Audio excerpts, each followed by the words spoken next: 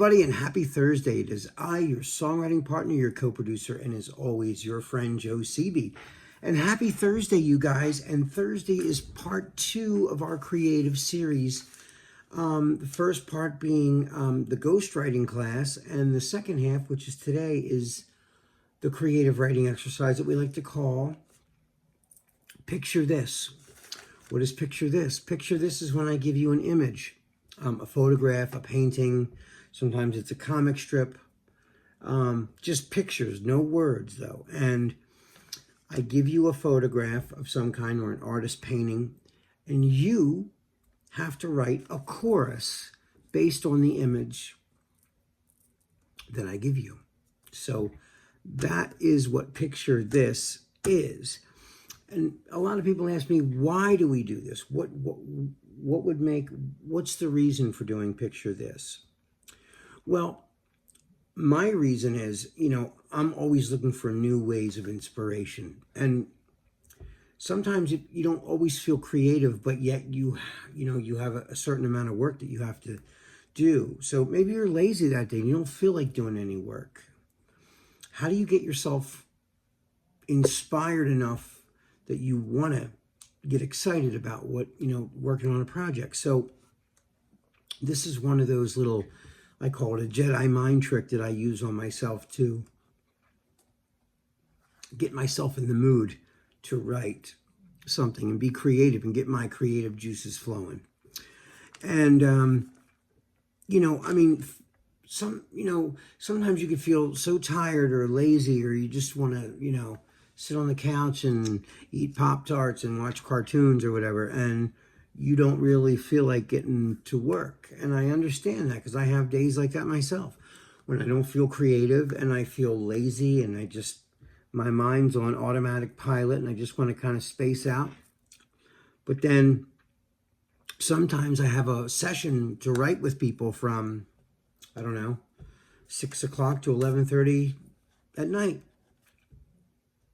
So when these people get over to my house, or we have a Zoom meeting at 6:30, I got to put my game face on and come up with something, because they're looking to me for solutions or they're looking to me for material, and it's got to be creative. It's got to be good. It's got to be catchy, but I might not be feeling that way that day. So this is a nice little trick that I've been using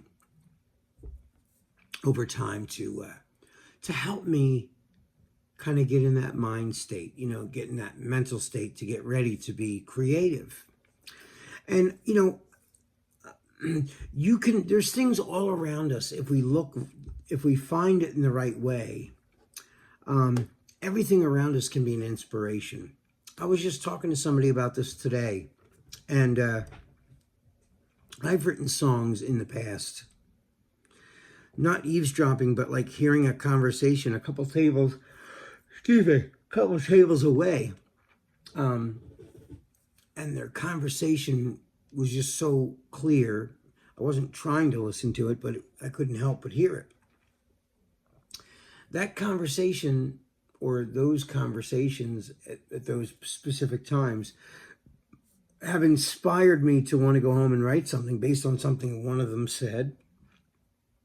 Or maybe they're both talking, but they're not really hearing each other. They're just waiting for they're waiting for their chance to answer, so they're not really listening. And like the whole outline of that conversation was lack of communication. So I came up with an idea for a song just based on two people talking at each other and not to each other. And so things like that can really just get your creativity going. So watching a movie can do it. Watching TV, listening to other songs, listening to other music. If you have friends that are musicians, getting together with them and trying to write as a team with other people. All those things. Well, you know how we did it when we're at Performing Arts and we're all sitting in a room together, and we have a whiteboard up front, and we're getting ideas for songs. And several times I have on the big TV screen up front, I used to show you guys images and we would write songs based on. So this is Picture This, but through YouTube. where we used to do it, live in a classroom or in the studio, recording studios. And now we're doing it, via Zoom. And so, this is a great exercise for you to just open your mind and really go inside here, stare at that picture, stare into it until you daydream. And when you come out of that long daydream, write down everything that you are seeing in your daydream. Because this will all help. It'll all help you come up with, a really cool chorus based on the images that I give you. So without further ado, what I'm going to do right now is I'm going to show you, show you the picture that I picked for this particular episode. So without further ado, here is the picture.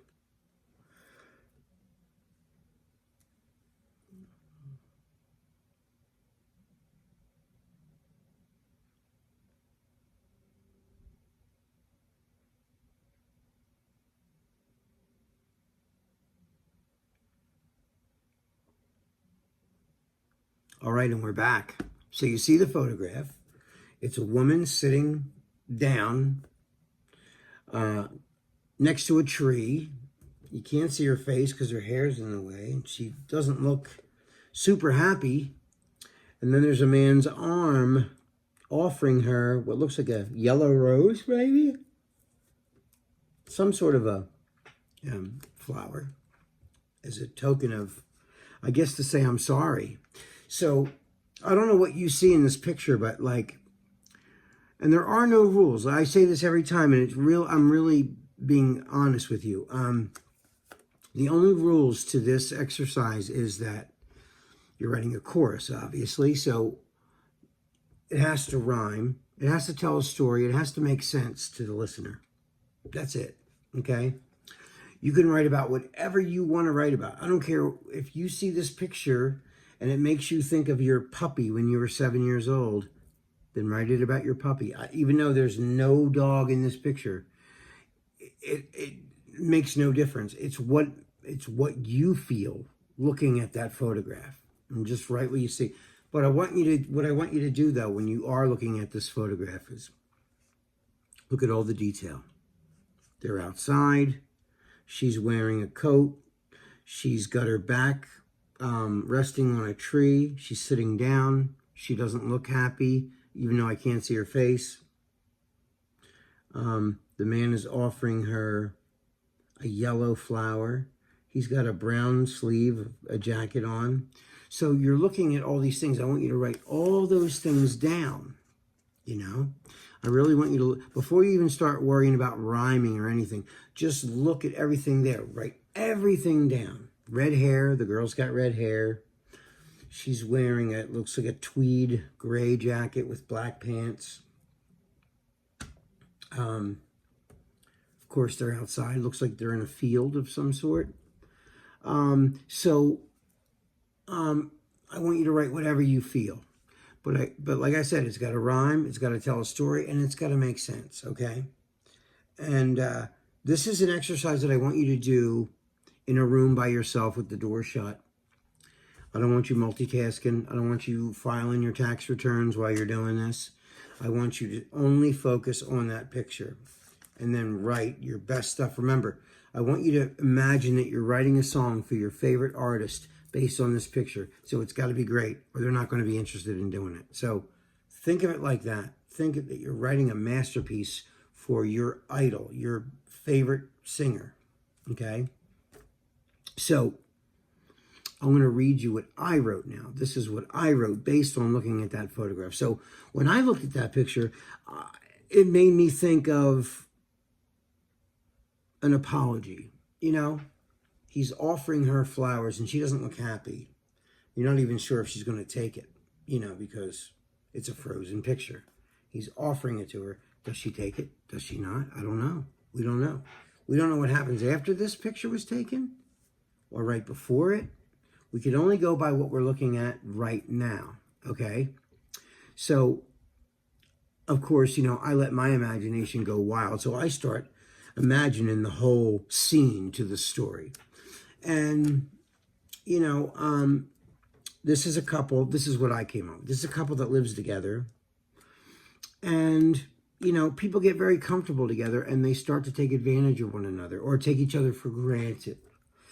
That's what I wanted to say. So I wrote it based on that kind of story, you know. So what I said, I've said things that I regret lately. I'm sorry, sorry, sorry. Took you and love for granted.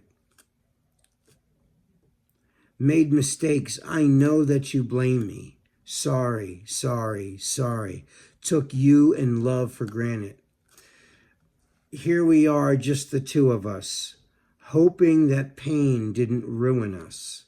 I've said things that I regret lately. I'm sorry, sorry, sorry. Took you and love for granted. Sorry, sorry, sorry. Took you and love for granted. So that's what I wrote, okay? And, you know, sometimes we hurt people that we love and we weren't even aware of it.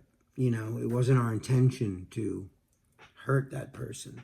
But sometimes people feel they don't feel well. And so this was my observation to this picture. So guys, that is all the time we have. I'm sorry about that, but that's all the time. I can't wait to see what you write based on this picture. So, and I've been loving everything that you guys have been sending me. So you guys just keep up the good work. You guys are amazing. Just killing it every week, man. All the texts and emails I get with these words and these lyrics you guys write for these pictures, I'm just so impressed with everybody's work. All right, guys, that is all the time that we have. I love you guys. Be safe. This is your songwriting partner, your co-producer, and as always, your friend, Joe Sebi. Have a great night, and tomorrow night, I'm going to create a melody for these lyrics that I just wrote. All right, guys, sleep well. I love you all, and be safe. I'll see you tomorrow. Peace.